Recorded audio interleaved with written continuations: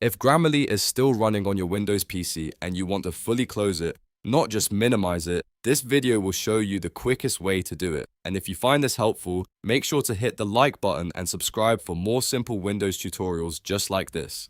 First, if the Grammarly app window is open on your screen, go ahead and close that window. But keep in mind, closing the window does not always fully exit Grammarly. In many cases, the app can still keep running quietly in the background, so we need to close it from the system tray. Now look at the bottom right corner of your Windows taskbar. This is where Windows keeps small background app icons. If you do not see the Grammarly icon right away, click the small up arrow near the system tray. That arrow opens the Hidden Icons menu, where background apps are often stored. Once the Hidden Icons menu opens, look for the Grammarly icon. It may appear as a green Grammarly logo depending on your version. When you find it, right-click the Grammarly icon to open the app menu. From that menu, click Quit Grammarly. This is the option that fully shuts the app down instead of just closing the visible window.